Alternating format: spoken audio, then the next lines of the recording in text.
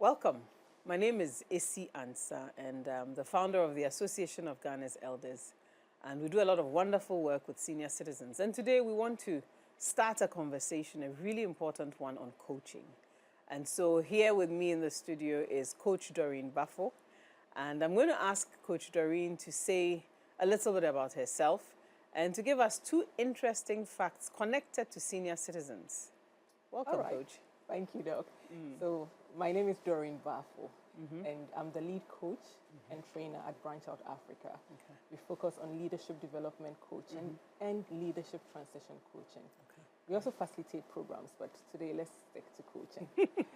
So two interesting facts about me related to senior citizens. Yes. So in February this year, my husband became a senior citizen. Okay. Nice. So that's one. The second one, I think I would want to link it back to one of my favorite senior citizens who passed years ago. But he and I were so close that when he passed, sitting in his chair, that night I dreamt about it without knowing. So it was his way of telling me, He was leaving. I've moved on. Wonderful. Thank you. Yeah. All of us have some connection to senior citizens, grandma, grandpa, in different ways. Now, we want to talk about coaching because we feel it's important and it's relevant to caregiving for the elderly. So let's start with the usual, defining question. What is coaching? What is coaching?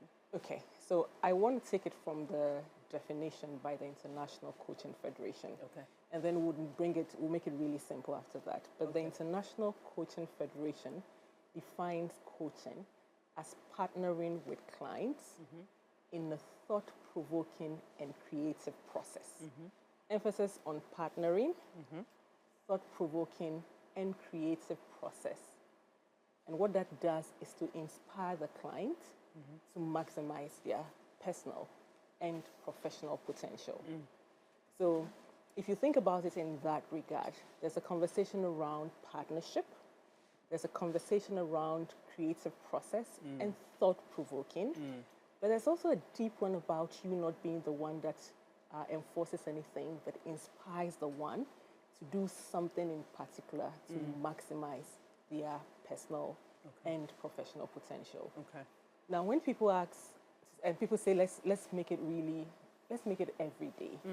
I say it's any engagement that causes somebody to think in a reflective manner, to expand their awareness in such a way that they want to do something in their lives. Okay. So think about it as transformation, but led or partnered with in a situation where someone else is partnering with you to elicit that from within you. Okay. So that's what coaching is.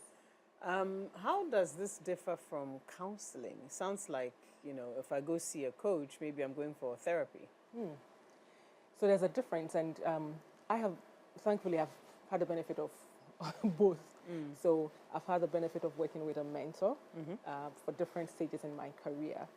When it comes to mentoring, the mentor has had the same experience as I have had, and so what they do is they are able to anticipate the potholes in the journey and say, Doreen, you look here, there's a speed ramp over there, and here's how you navigate that. When it comes to a therapist, what I see is that from their training, it's a lot around healing from past traumas and giving you coping mechanisms to deal with the currency and going forward. But there's a lot of focus on what's happened before and how it's reflecting on the now. Coaching is very forward thinking. It's now and the future. Okay. So you will not find coaches going into your past lives and how it's showing up and how that's making you present in a particular way. It's rather the past is over, you have no control. You have the now, but you also have the opportunity to co-create tomorrow. So that would be one of the major differences for me. I would observe also from experience that another difference would be one uses a lot more drawing out. That's the coaches. So it's a lot more, you find the coach does roughly around 10 to 20% of the talking. The client does close to 80 to 90% of the talking. Whereas in therapy, when I have been in therapy, I've found that it's a lot from the it's rather balanced more than you would find in coaching. Okay. So those are the differences that I have experienced that I can share. So you mentioned the International Coaching Federation. Now, this sounds like something that only trained professionals can do, coaching somebody. Can I learn how to, perhaps coach somebody without going through professional training? So yes, there's a yes and no. And I would like to. My mom was never a medical professional, but I kid you not, my mom considered herself a doctor for her children. So she could touch you, feel you, look underneath your eyes and say, in the malaria. And then she would go to the pharmacy and get the medication and treat you. And for a long time, I mean, she could diagnose different things. Did that make my mom a medical professional? No. But she understood a bit of some of the techniques that they used, albeit without the requisite training that went with that. Would she have been able to handle very intricate, difficult situations? No, but she knew the usual ones and had been with them for a very long time, and so was able to adapt some of their techniques, and it worked for her scenario. So that's professional coaching, where there's a coach, a specially trained coach, who would have received a minimum of 60 to 100 contact hours with a professional trainer, and has had practice over a period. Some of it observed, critiqued, so that they can improve how they work with clients. They understand the ethics of it, the confidentiality of coaching. They understand the being of a coach and the doing of a coach. So that's that. But it's possible to learn some of the techniques, some of the awareness expansion techniques that we use, and we use about 14 to a minimum of 14 in a session. But you're able to learn some of them and use it in your everyday life. I can say on authority that my life as a parent, when I finished coach training, my first child was 13. And I remember that my mentor asked me what my insight was from the journey. And I said to her that I wish I had done it before my child turned 13.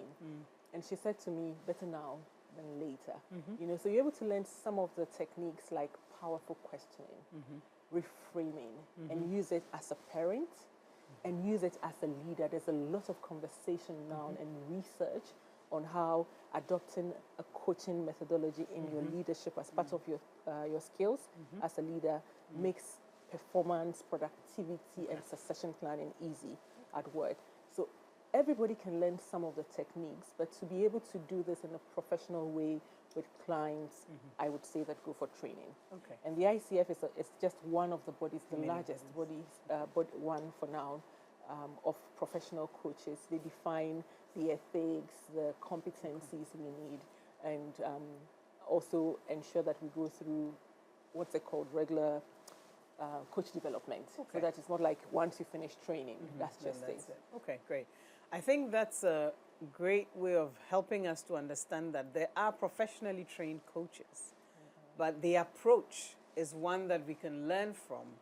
And it sounds like coaching is all about communication and using communication as a tool to actually help people, right? A big part of it, yes. Who was it that said that something around 90% of management challenges can be resolved through communication. And if you think about it in that regard, then you'd say to the extent that there's a trained professional who is partnering someone and there's engagement, you can actually see that a big part of it is coming from that. All right, so I'm glad that you have a senior citizen, active senior citizen in your sphere. And then also, when we start this conversation, we're looking at how coaching can be relevant. One of the things that we've learned from the work that we do at AGE is, imagine having somebody who's made their own decisions for 70 years. And then all of a sudden, they are in a space and a time and a season where their children are giving them instructions. They used to give the instructions. Now they are being told, take this medication, no, you can't do this, no, you can't lift this, no, you can't. And it's very frustrating for them. And so it's part of those conversations with our seniors that brought us to the point of, you know what, perhaps we should have a conversation around how we can use coaching as a tool to get them to do some of the things that we know will help them. So is coaching a tool for manipulating people? You didn't see that one coming. I didn't see that one coming. I won't say, and I would not use manipulation. Okay. I dare say it's influence. Okay. And yeah, I would say influence, because influence, I see influence as the one coming along with you when they don't have to. So they see the need to, because you make them feel seen and heard. Okay. And so they know that journeying with you is safe. Okay. So I would use influence over manipulation. Not manipulation. Good. I'm glad you clarified that, because I know that people who will sit and think, oh, you just want to use communication to get seniors to do what you want them to do. And that's not what we're aiming at. No, that's not what we're aiming at all. Yes, yeah. Thank you. And as we talk about coaching, let's start from before people retire. Will this be useful for somebody who is, let's say, 58, 59, and is thinking about transitioning, to a new season in their lives? How would coaching be useful? In a lot of ways, Doc. In a lot of ways. Even so let's talk about the phase before retirement. And if I used my personal experience in my home, I observed the relationship between my husband and our children improving as he paused to hear them out. And it's taken a lot of conversation and observation and a lot of feedbacking in a way that makes him feel seen and heard, to get that, to make a mental shift, to say, I want to see them, hear them, so that we can journey together. And so I've seen their relationship transform into one that was good, but one that is great. Because the moment your children reach a certain stage, you lose authority, but if you have a relationship, you have influence. So I feel that with an understanding of coaching, parents will not find themselves in that phase of life where they lose authority and influence at the same time. Because I can imagine that would feel like you lost your whole life. Because one day you had authority and influence, and one day it's all gone, because the kids will leave home, and that's the truth. But it also makes you very receptive to the fact that as a human being, everything inside your body is wired to almost protect you. And so if you're used to doing things in a particular way, the moment you want to make a mental shift or do it differently, your body, everything inside your body says, no, Doreen, that's not how we do it. Don't do it, Okay.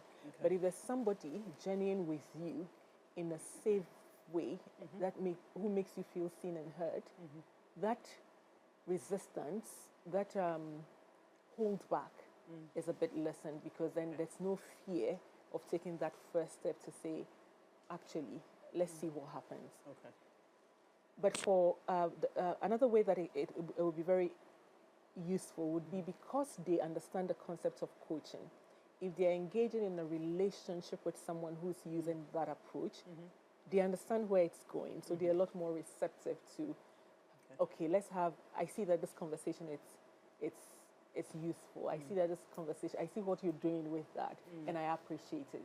Instead of, I'm in this space where I'm the one who tells you what to do, and what's happening to my life. You're not listening to me, I'm the mother, So it's one, understanding it, being aware of it, understanding it, experiencing it, so that when you move from one phase to the other, you appreciate its usefulness from your perspective, but also when someone is engaging with you in the same manner. So I take it that as people transition, there are changes in terms of, physiologically, bodies go through change.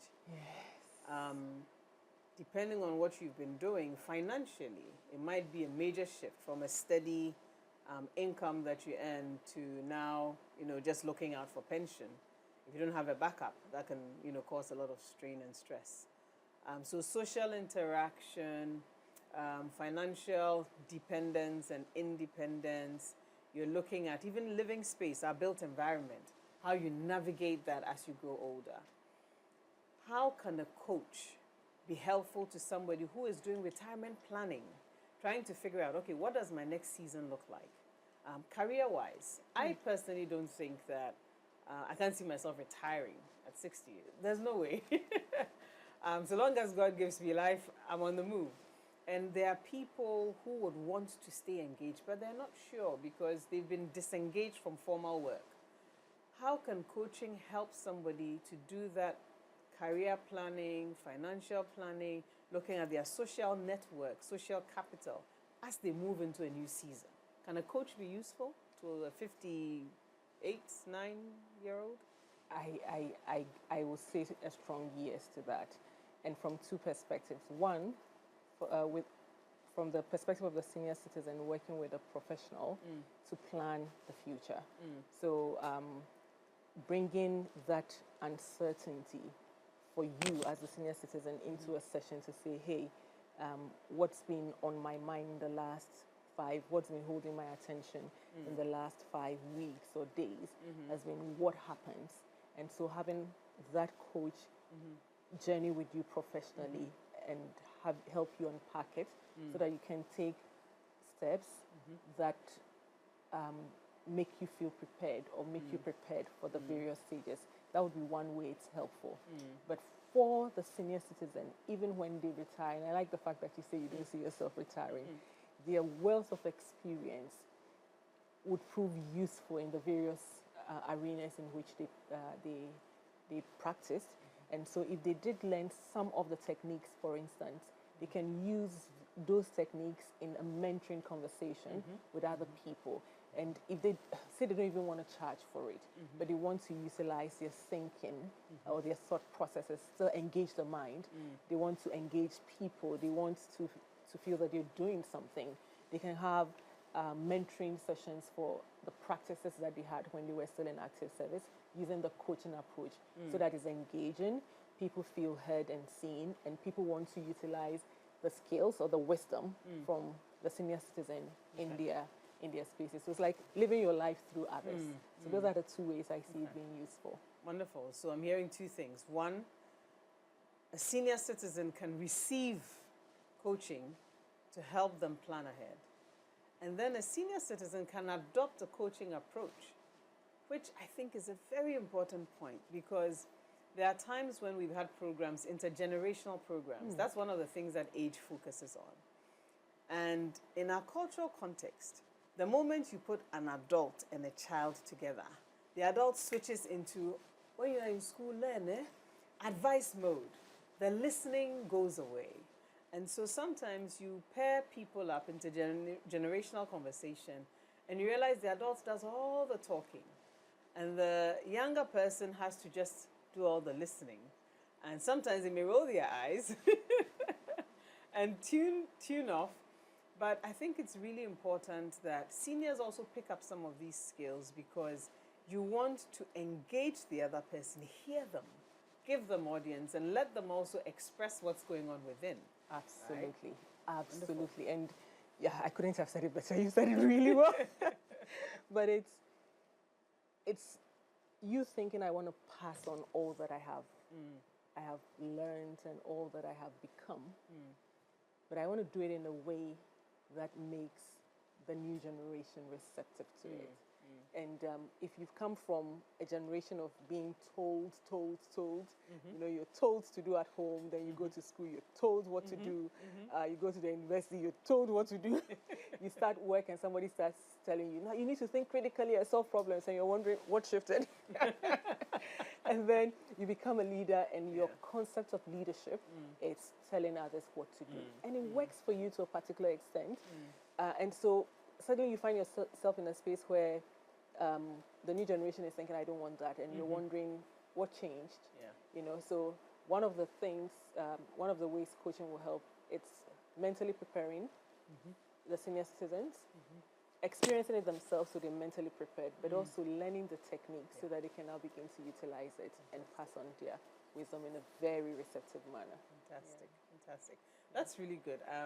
I like the fact that any senior who's watching us now realizes, there's a skill I could actually add and use that in engaging family members around, etc.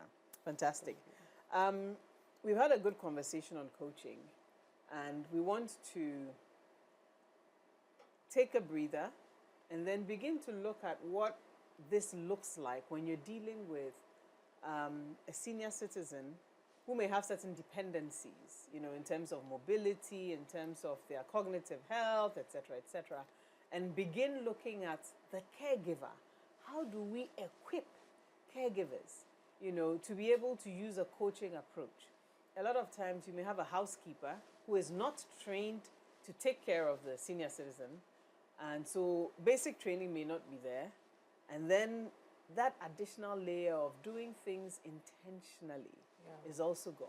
Yeah. And so this conversation is very relevant also for us preparing and supporting caregivers so that in, engaging their senior citizens, the elderly, they actually pay better attention to how they engage them. You mentioned powerful questioning, how they engage them. And we're going to move into an era where there's a lot of communication. There's virtual communication, there's the online, there's the physical, in-person. Seniors are exposed to that. How do we get to take them through that thought-provoking process, to think of what they do, how they do it, to do a little more reflection, right? And using multiple channels. I think it's a really important conversation that has to be had. I totally agree. And I dare say, though, that it starts not just from the caregiver's perspective, but even from the home. I mean, if I could relive life and have my mom here, my mom passed 12 years ago, but I remember one conversation that doesn't leave my mind. And if I could have her alive, I want to have that conversation again. And essentially, what happened that day, I had gone to visit her, and she said to me, she used to call me Mommy, and she said, Mommy,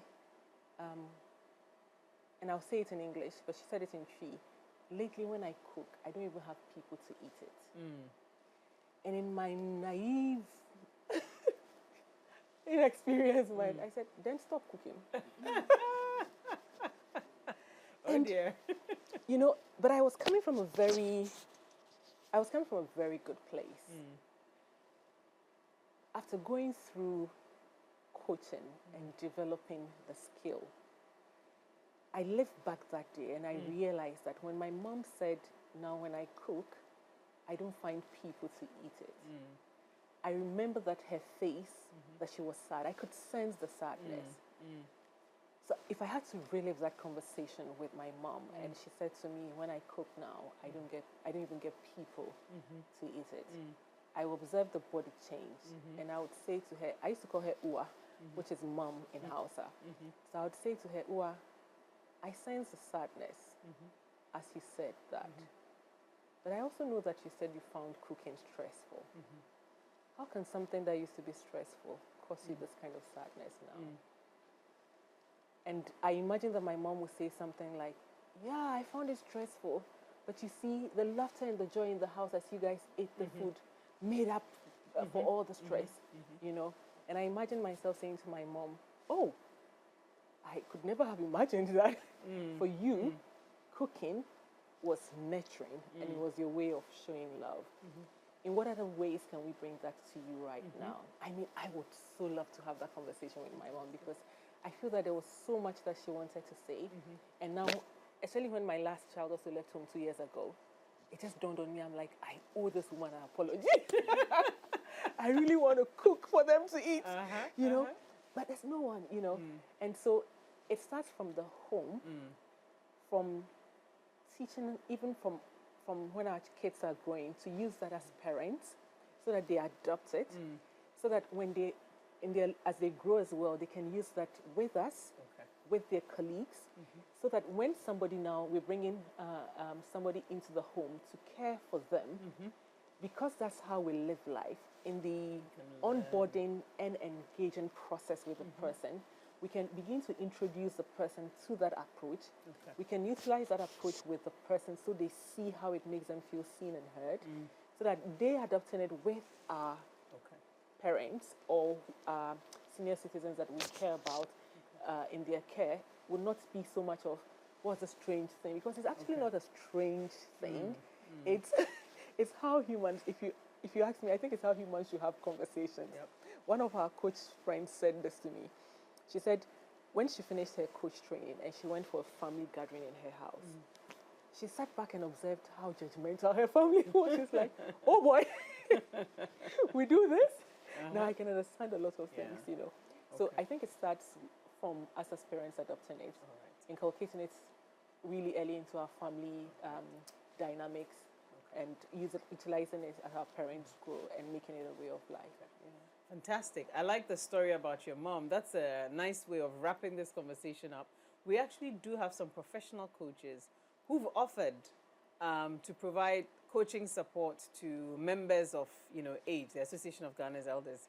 And so anybody who's watching, who's a senior citizen who wants to join AGE or is already a part of AGE, we do have coaches on standby who are, eager to have conversations with you and draw you into that creative process, thought-provoking, where you can find your own solutions and answers and have wonderful conversations that are, beneficial. So, Coach, thank you very much. Thanks for joining us. I'd like I've to enjoyed the volunteer as conversation. well. Yay, Maybe volunteer just you. to teach the thought-provoking, the Fantastic. awareness expansion Fantastic. techniques. Thank you. All right. So we will come back to this conversation and now engage some geriatricians, professionals, to talk to us about how this can fit into caregiving for the elderly. Awesome. Looking Thank forward you to very that. much. All right. All right. So in our next segment, we're going to have a conversation with two amazing doctors who are they work with senior citizens. And we're going to have a conversation about how coaching becomes relevant in caregiving for the elderly. And so stay with us. Make sure that you follow the next conversation and you'll find it very beneficial.